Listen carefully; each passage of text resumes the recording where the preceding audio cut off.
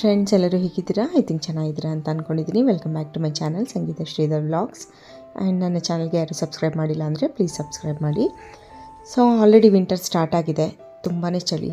ಅದರಲ್ಲೂ ಬೆಳಗಿನ ಜಾವನೇ ಎಲ್ಲಿ ಹೋಗ್ತಾ ಇದ್ದೀವಿ ಅಂತಂದರೆ ನೋಡಿ, ಯಾವುದೇ ಒಂದು ವಿಷಯ ಆಗಲಿ ನಮಗೆ ತುಂಬಾ ಇಷ್ಟ ಆಗಿದೆ ಅಂತಂದರೆ ಎಷ್ಟೇ ಕಷ್ಟಪಟ್ಟಾದ್ರೂ ಅದನ್ನು ನಾವು ಮಾಡೇ ಮಾಡ್ತೀವಲ್ವ. ಸೊ ಆ ಥರ ಏನಿದು ಇಷ್ಟ ಆಗಿರೋ ವಿಷಯ ಅಂತಂದರೆ, ಆಫ್ಟರ್ ಎ ಲಾಂಗ್ ಗ್ಯಾಪ್, ಅಂದರೆ ನಾವು ದೀಪಾವಳಿ ಟೈಮಲ್ಲಿ ನಾವು ನಾನ್ ವೆಜ್ ಬಿಟ್ಟಿದ್ದು, ಅದಾದಮೇಲೆ ಕಾರ್ತಿಕ್ ಮಾಸ ಮುಗಿಯೋ ತನಕ ನಾವು ತಿನ್ನಲ್ಲ ಅಂತ ಅಂದ್ಕೊಂಡಿದ್ದು. ಬಟ್ ನಾವು ನಮ್ಮ ಮನೇಲಿ ಮಾತ್ರ ನಾವು ಷಷ್ಠಿ ಹಬ್ಬ ಆಗೋ ತನಕ ತನಿ ಎರೆದುಬಿಟ್ಟೆ ತಿನ್ನೋದು. ಸೊ ಹಬ್ಬ ಎಲ್ಲ ಆಯ್ತಲ್ವ, ಸೊ ಇನ್ನೇನು ಇವಾಗ ತಂದುಬಿಡೋಣ ಮನೆಗೇನೆ ಅಂತ ಅಂದ್ಬಿಟ್ಟು ನಾವು ಡಿಸೈಡ್ ಮಾಡಿದ್ದೀವಿ. ಸೊ ಹೊರಗಡೆ ಹೋಗ್ತಾಯಿದ್ದೀವಿ, ನೋಡೋಣ ಏನು ಸೆಲೆಕ್ಟ್ ಮಾಡ್ತೀವಿ ಅಂತ.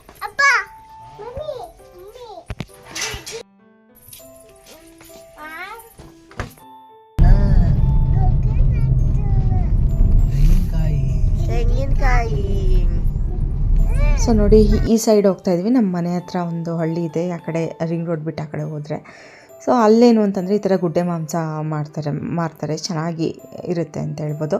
ಹೈಜೀನಾಗೂ ಇರುತ್ತೆ, ಯಾಕೆಂದರೆ ಹೊರಗಡೆ ಮಾರ್ತಾರೆ ಅಂತ ಅಂದ ತಕ್ಷಣ ಹೈಜೀನ್ ಇರಲ್ಲ ಅಂತ ಅಂದ್ಕೋಬಾರ್ದು. ಯಾಕೆಂದರೆ ಹಳ್ಳಿ ಸೈಡೆಲ್ಲ ಹಿಂಗೇನೆ ಅಲ್ವ ಮಾಡೋದು. ಅಲ್ಲೇ ಅದೇ ಊರಲ್ಲೇ ಅದೇ ಬೌಂಡ್ರಿನಲ್ಲಿ ಮಿನಿಮಮ್ ಅಂದರೆ ಒಂದು 6-7 ಜನ ಆ ಥರ ಮಾರಾಟ ಮಾಡೋರು ಇದ್ದಾರೆ. ಸೊ ನಾವು ಮೊದಲಿಂದನೂ ಇಲ್ಲೇ ತೊಗೊಳ್ಳೋದು. ಸೊ ಅದಕ್ಕೆ ನಾವು ಬಂದ್ವಿ, ಇಲ್ಲಿ ಗುಡ್ಡೆ ಮಾಂಸ ತೊಗೊಂಡ್ವಿ. ನಮ್ಮ ಇಷ್ಟು ಜನಕ್ಕೆ ಇನ್ನೇನು ಅಂದ್ಬಿಟ್ಟು ಮಿನಿಮಮ್ ಒಂದು ಗುಡ್ಡೆ ತೊಗೊಳ್ಳೇಬೇಕಲ್ಲಿ. ಅದಕ್ಕೇ ಒಂದು ಗುಡ್ಡೆ ಅಂದರೆ 1 kg ಬರುತ್ತೆ. ಸೊ ಅದನ್ನು ತೊಗೊಂಡು ಮತ್ತು ಸಾಂಬಾರಿಗೆ ಏನೇನೆಲ್ಲ ಬೇಕು, ಸೊಪ್ಪು ತರಕಾರಿ ಎಲ್ಲ ತೊಗೊಂಡು ಬಂದ್ವಿ.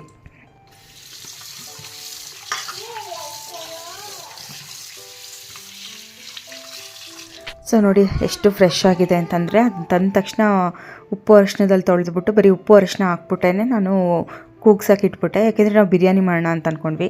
ಸೊ ನಾವು ಬಿರಿಯಾನಿ ಮಾಡೋಕ್ಕೆ ನೋಡಿ, ಅದು ಬೇಯೋಕ್ಕೆ ನಾವು ಸ್ವಲ್ಪ ಕಾಯಿ ಕಂಠ ಹಾಕಬೇಕು. ಕಾಯಿ ಕಂಠ ಹಾಕಿದ್ರೆ ಅದು ಬೇಗ ಬೇಯುತ್ತೆ ಅಂತ ಹೇಳ್ತಾರೆ. ಇಲ್ಲಾಂದರೆ ಎಷ್ಟೇ ವಿಷಲ್ ಹೊಡ್ಸಿದ್ರೂ ಅದು ಸ್ವಲ್ಪ ಮಟನ್ ಅಲ್ವಾ, ಸ್ವಲ್ಪ ರಬ್ಬರ್ ಥರನೇ ಇರುತ್ತೆ, ಎಷ್ಟೇ ಎಳೆದಾಗಿದ್ರು ಅಷ್ಟೇ. ಅದಕ್ಕೆ ಸುಮ್ಮನೆ ಏನಕ್ಕೆ ರಿಸ್ಕೊಂಡ್ಬಿಟ್ಟು ಕಾಯಿ ಕಂಠ ಹಾಕ್ಬಿಡೋದು. ಸೊ ನಾನು ಇದ್ರ ಜೊತೆಗೇನು ಮಸಾಲೆ ಏನು ಹಾಕೋಕ್ಕೆ ಹೋಗಲಿಲ್ಲ, ಯಾಕೆ ಅಂತಂದರೆ ನಾವು ಮಾಡೋದೇ ಬಿರಿಯಾನಿ ಅಲ್ವಾ. ಸೊ ಇನ್ನೂ ಘಾಟ್ ಆಗಿಬಿಡುತ್ತೆ ಇವಾಗಲೇ ಮಸಾಲೆ ಹಾಕ್ಬಿಟ್ರೆ ಅಂದ್ಬಿಟ್ಟು ಬರೀ ಹಂಗೆ ಕೂಗಿಸ್ದೆ, ಉಪ್ಪು ಮತ್ತು ಅರಿಶಿನ ಹಾಕ್ಬಿಟ್ಟು. ಸೊ ಅದಾದಮೇಲೆ ನಾವು ಸ್ವಲ್ಪ ಚಿಕನ್ ತಂದಿದ್ವಿ, ಅದನ್ನು ನಾವು ಕಬಾಬ್ ಮಾಡಿಬಿಡೋಣ ಅಂತ ಅಂದ್ಬಿಟ್ಟು ಕಬಾಬು ಕಲಿಸಿಟ್ಬಿಟ್ಟು ಇನ್ನೊಂದು ಚೂರೇನೋ ಮಿಕ್ತು, ಅದನ್ನು ಈವ್ನಿಂಗ್ ಏನಾದ್ರು ಮಾಡ್ಕೊಂಡ್ರಾಯ್ತು ಅಂದ್ಬಿಟ್ಟು. ಜಾಸ್ತಿ ಬೇಡ, ಒಟ್ಟಿಗೆ ಕಬಾಬ್ ಅಂದರೆ ಎಲ್ಲ ಮೆತ್ತಗಾಗ್ಬಿಡುತ್ತೆ ಅಂದ್ಬಿಟ್ಟು ಅದನ್ನು ಕೂಡ ಉಪ್ಪು ಅರಿಶಿನ ಎಲ್ಲ ಹಾಕ್ಬಿಟ್ಟು ಫ್ರೀಝರಲ್ಲಿ ಇಟ್ಬಿಟ್ಟೆ, ಸ್ವಲ್ಪ ಮಿಕ್ಕಿರೋದನ್ನು. ಅದಾದಮೇಲೆ ನಾನು ಆಲ್ರೆಡಿ ನೋಡಿ ಕೂಗ್ಸೋಕೆ ಇಟ್ಟಿದ್ನಲ್ಲ, ಅದೆಲ್ಲ ಆಗಿತ್ತು. ಇಷ್ಟು ಅಂದರೆ ಇದು ಕೂಗಿಸ್ಬಿಟ್ರೆ ಸಾಕು, ನಮ್ಮ ಮನೇಲಿ ಅರ್ಧಕ್ಕರ್ಧ ಖಾಲಿ ಹೋಗ್ಬಿಡುತ್ತೆ. ಯಾಕೆಂದರೆ ಅಷ್ಟು ಇಷ್ಟಪಡ್ತಾರೆ ಈ ಥರ ಮಸಾಲೆ ಹಾಕಿ ಕೂಗ್ಸೋದಿರ್ಬೋದು, ಈ ಥರ ಉಪ್ಪು ಖಾರ ಹಾಕಿ ಕೂಗ್ಸಿದ್ರು ಅಷ್ಟೇ ಚೆನ್ನಾಗಿರುತ್ತೆ ಅಂತ ಹೇಳ್ಬೋದು. ನಾನು ಬಾಸ್ಮತಿ ರೈಸ್ ತೊಗೊಂಬಂದಿದ್ದೆ. ನಾನು ಮೊದಲು ಲೂಸ್ ಬಾಸ್ಮತಿ ರೈಸ್ ತಂದಿದ್ದೆ, ಬಟ್ ಈ ಸರಿ ಅಲ್ಲಿ ಹೋಗಲಿಲ್ಲ ಸ್ಮಾರ್ಟ್ಗೆ. ಸೊ ಅದಕ್ಕೋಸ್ಕರನೇ ಇದು ಪ್ಯಾಕೇಜ್ಡು. ಸೊ ಬಿರಿಯಾನಿ ಮಾಡೋಣ ಅಂತಂದ್ಬಿಟ್ಟು ಆ್ಯಸ್ ಯೂಶ್ವಲ್ ನಮ್ಮ ಮಾಮೂಲಿ ಮಟನ್ ಪಲಾವ್ ಹೆಂಗೆ ಮಾಡ್ತೀವಿ ಅದೇ ಥರ ಮಾಡಿಬಿಟ್ಟು, ಇದು ನಮ್ಮ ಒಂದು ರಿಚುವಲ್ ಅಂತ ಹೇಳ್ಬೋದು, ಮೊದಲಿಂದ ನಮ್ಮ ಅಭ್ಯಾಸ. ಏನೇ ನಾನ್ ವೆಜ್ ಅಡುಗೆ ಮಾಡಿದ್ರು ಅದಕ್ಕೆ ಚಾಕು ಕಾಯಿಸಿ ಅದನ್ನು ಅದ್ಬೇಕು. ಆವಾಗ ದೃಷ್ಟಿ ಏನಾದರೂ ಆಗಿದ್ರೆ ಬೇರೆ ಕಡೆಯಿಂದ ತಂದಿರ್ತೀವಲ್ವ, ಹೊರಗಡೆಯಿಂದೆಲ್ಲ ಸುಮ್ಮನೆ ಕಾಲ್ದುಳ್ ಥರ ಆಗಿರುತ್ತೆ ಅಂದ್ಬಿಟ್ಟು ಅದನ್ನೆಲ್ಲ ದೃಷ್ಟಿ ಹೋಗೋ ಥರ ಅಂತ ಅರ್ಥ. ಸೊ ಅದಾದಮೇಲೆ ನೋಡಿ, ಒಂದು ಕಡೆ ಬಿರಿಯಾನಿ ಆಯಿತು, ಇನ್ನೊಂದು ಕಡೆಗೆ ನಾನು ಚಾಪ್ಸ್ಗೆ ಇಟ್ಬಿಟ್ಟಿದ್ದೆ. ಮಟನಲ್ಲೇ 2 ಭಾಗ ಮಾಡ್ಕೊಂಡಿದ್ದೆ, ಅರ್ಧ ಬಿರಿಯಾನಿ ಅರ್ಧ ಚಾಪ್ಸ್ ಅಂತ.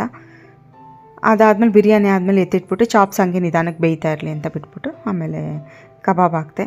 ನೋಡಿ, biryani, kebab and mutton chops ready. Mutton biryani, mutton chops ಮತ್ತು ಚಿಕನ್ ಕಬಾಬ್ ಎಲ್ಲ ಒಟ್ಟಿಗೆ ಇಟ್ಕೊಂಡ್ಬಿಟ್ರೆ ಆಗೋದು. ಇಲ್ಲ ಅಂತಾರೆ ಒಂದೊಂದಾದಮೇಲೆ ಒಂದೊಂದು ಮಾಡ್ತೀನಿ ಅಂತಂದ್ರಂತೂ ಆವತ್ತು ಬೆಳಗ್ಗೆಗಂತೂ ಆಗೋಲ್ಲ, ಮಧ್ಯಾಹ್ನಕ್ಕೆ ಮಾಡಬೇಕಾಗುತ್ತೆ ಅಷ್ಟೇ.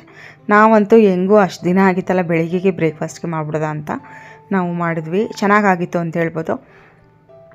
ಇನ್ನೂ ಉದುದ್ರಾಗಿ ಮಾಡ್ಬೋದಿತ್ತು, ಬಟ್ ನಮ್ಮ ಮನೇಲಿ ಮಗು ಇದೆ ಅಲ್ವಾ, ಸೊ ಅವಳು ಆ ಥರ ಉದುದ್ರಾಗಿ ಮಾಡಿದ್ರೆ ಅವಳು ನುಂಗೋಕ್ಕೆ ಕಷ್ಟ ಆಗ್ಬೋದು ಅಂತ ನಾವು ನಾರ್ಮಲ್ ಹೆಂಗೆ ಬೇಕು ಆ ಥರ ಮಾಡಿದ್ದೀವಿ, ಪಾಪುಗೂ ಅಡ್ಜಸ್ಟ್ ಆಗೋ ಥರ. ನೋಡಿ, ಇದು ಮಟನ್ ಚಾಪ್ಸು, ನಲ್ಲಿ ಮೂಳೆ ಎಲ್ಲ ಹಾಕ್ಸಿದ್ವಿ. ನಮ್ಮ ಎಲ್ರಿಗೂ ನಲ್ಲಿ ಮೂಳೆ ಅಂದರೆ ಎಲ್ರಿಗೂ ಇಷ್ಟ ಇರುತ್ತಲ್ವ. ಸೊ ಚೆನ್ನಾಗಿತ್ತು ಅಂತ ಹೇಳ್ಬೋದು. ಇದೆಲ್ಲ ಈ ಥರ ಗುಡ್ಡೆ ಮಾಂಸ ತೊಗೊಂಡ್ರೆ ಈ ಥರ ವೆರೈಟೀಸ್ ಆಫ್ ಇದು ಮಟನ್ ಸಿಗೋದು.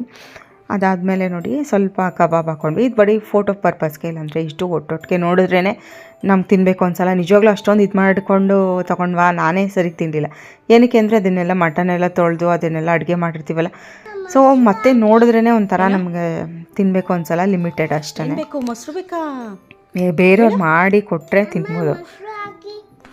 ಓಕೆ ನೋಡಿ ಇವಳು ಮೊಸರು ಒಂದು ಹಾಕಿರಲಿಲ್ಲ, ಬೆಳಗ್ಗೆ ಕೋಲ್ಡ್ ಅಂತ ಮೊಸರು ಹಾಕಿ ಅಂತ ಅಂದ್ಬಿಟ್ಟು ಮೊಸರು ಹಾಕಿಸ್ಕೊಂಡ್ಳು. ಮೊಸರು ಬಜ್ಜಿನ ಹಂಗೂ ನೋಡಿ, ಇದು ನಮ್ಮ ಮನೆಯವ್ರು ಕೂಲ್ ಡ್ರಿಂಕ್ ತಂದಿದ್ರು, ಅದನ್ನು ಕೆಳಗಡೆ ಔಸಿಟ್ಟಿದೆ. ಸೊ ಅದಾದಮೇಲೆ ತಿಂಡಿ ಎಲ್ಲ ಆಯಿತು. ನಾವು ಹೊರಗಡೆ ಹೋಗೋಣ ಅಂತ ಅಂದ್ಬಿಟ್ಟು ಹೋಗಿದ್ವಿ, ಎಲ್ಲಾದರೂ ಶಾಪಿಂಗ್ ಹೋಗೋಣ ಅಂತ ಅಂದ್ಬಿಟ್ಟು. ಪಾಪಗೂ ಏನಾದರೂ ಬೇಕಿರುತ್ತೆ ಅಂತ ಅಂದ್ಬಿಟ್ಟು ತೊಗೊಂಬರೋಕ್ಕೆ ಅಂತ ಅಂದ್ಬಿಟ್ಟು ಅವಳಿಗೂ ಮನೇಲಿ ಹಾಕೊಳಕ್ಕೆ ಬಟ್ಟೆ ಏನಾದರೂ ತೊಗೊಂಬರೋಣ ಅಂತ. ಸೊ ಅಲ್ಲಿ ಹೋಗಿದ್ದು ಬಂದ್ವಿ. ಇನ್ನೇನು ತಿಂದ್ಬಿಟ್ಟು ಮನೇಲೇ ಇದ್ರಂತೂ ಇನ್ನೂ ಸೋಂಬೇರಿಗಳಾಗ್ಬಿಡ್ತೀವಿ. ಅಟ್ಲೀಸ್ಟ್ ಹೊರಗಡೆ ಹೋದರೆ ಒಂಚೂರು ಆ್ಯಕ್ಟಿವ್ ಆಗಿರ್ತೀವಿ ಅಂತ ಹೋದ್ವಿ. ಸೊ ಅದಾದಮೇಲೆ ಎಸ್ಪೆಷಲಿ ನಾನ್ ವೆಜ್ ತಿಂದಾಗ ಅದಾದಮೇಲೆ ಮನೆಗೆ ಬಂದ್ವಿ. ಮನೆಗೆ ಬಂದಾದ್ಮೇಲೆ ಒಂದು ಚಪಾತಿ ಮಾಡಿಕೊಂಡು, ಬೆಳಗ್ಗೆ ಕಬಾಬ್ ಹೊಡೆದಿಟ್ಟಿದ್ದು ಮೊಟ್ಟೆ ಒಂದು ಎಕ್ಸ್ಟ್ರಾ ಇತ್ತು, ಸೊ ಅದನ್ನೊಂಚೂರು ಇದನ್ನು ಆಮ್ಲೆಟ್ ಥರ ಹಾಕ್ಬಿಟ್ಟು, ಇನ್ನೂ ನೋಡಿ ಒಂದು ಸ್ವಲ್ಪ ಮಿಕ್ತ ಅಷ್ಟೇ. ಸೊ ಅದನ್ನೇ ಎಷ್ಟು ಸ್ವಲ್ಪ ಹಾಕ್ಕೊಂಡು ತಿಂದು ಅದನ್ನೇ ಮುಗಿಸಿದ್ವಿ ಅಂತ ಹೇಳ್ಬೋದು. ಇದಾಗಿತ್ತು ಇವತ್ತಿನ ಒಂದು ವ್ಲಾಗ್ ಅಂತ ಹೇಳ್ಬೋದು. ಅಂದರೆ ನಾನ್ ವೆಜ್ ಅಷ್ಟು ದಿನ ಆದಮೇಲೆ ಮಾಡಿದ್ದಿದ್ದಲ್ವ, ಸೊ ಅದಕ್ಕೆ ಚಪಾತಿ ಜೊತೆಗೆ. ಇನ್ನು ಅವತ್ತಂತೂ ನಾನು ಅವತ್ತು ನಾನ್ ವೆಜ್ ಮಾಡಿದ್ದೀನಿ, ಅವತ್ತು ನೈಟೇ, ಎಸ್ಪೆಷಲಿ ಅದ್ರ ಮಾರನೆಗೆ ಏನಾದರೂ ವಾರಗಳಿದ್ರೆ ಯಾವತ್ತೇ ಎಲ್ಲನೂ ಕ್ಲೀನ್ ಮಾಡಿ ಮುಗಿಸ್ಬಿಡ್ತೀನಿ.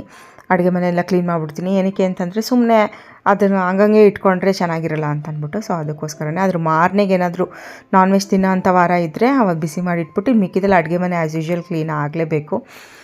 ನೋಡಿ ಎಲ್ಲನೂ ಕೂಡ ಸ್ಲ್ಯಾಬ್ಸು ಎಲ್ಲ ಕೂಡ ಕ್ಲೀನ್ ಮಾಡಿದ್ದೆ. ನೋಡಿ ಎಲ್ಲ ಕ್ಲೀನ್ ಆಯಿತು. ಇಷ್ಟೇ ತಾನೇ ನಮಗೂ ಒಂಥರ ಪೀಸ್ಫುಲ್ಲು, ಮಲ್ಕೊಳ್ಳೋಕ್ಕೂ ನಿದ್ದೆ ಬರೋಕ್ಕೂ ನಮಗೊಂಚೂರು ನೆಮ್ಮದಿಯಾಗಿ ನಿದ್ದೆ ಮಾಡ್ಬೋದು. ಇಲ್ಲ ಅಂತಂದರೆ ಅಯ್ಯೋ ಮಾಡಬೇಕು, ಬ್ಯಾಲೆನ್ಸ್ ಇದೆ, ಕೆಲಸ ಬ್ಯಾಲೆನ್ಸ್ ಇದೆ ಅಂತ ಅಂದ್ಕೊಂಡು ಅದೇನೇ ರಜಾ ಇದ್ದರೂ ಅಷ್ಟೇ, ಕಾಲೇಜ್ಗೆ ಹೋದರೂ ಅಷ್ಟೇ ಮನೆ ಎಲ್ಲ ನೀಟಾಗಿರಬೇಕು. ಇದು ಮೊದಲಿಂದನೂ ನನಗೆ ಒಂದು ಪ್ರಾಕ್ಟೀಸು ಅಂತ ಹೇಳ್ಬೋದು. ನಾನ್ ವೆಜ್ ಮಾಡೋದು ಸಾಕು, ಇದು ಕ್ಲೀನ್ ಮಾಡೋದು ಸಾಕು ಅಂತ ಅಂತೀವಿ, ಅದಾದಮೇಲೆ ತಂದೆ ತರ್ತೀವಿ ಅಂತಲೂ ಗೊತ್ತು. ಸೊ ಇದಾಗಿತ್ತು ಗೈಸ್ ಇವತ್ತಿನ ಒಂದು ವ್ಲಾಗ್, ಒಂದು ಮಟನ್ ಬಾಡೂಟದ ಒಂದು vlog after long time. So next ವ್ಲಾಗಲ್ಲಿ ಮೀಟ್ ಮಾಡೋಣ. Bye, take care. ಆ್ಯಂಡ್ ನನ್ನ ಚಾನಲ್ಗೆ ಸಬ್ಸ್ಕ್ರೈಬ್ ಮಾಡಿ. Thank you.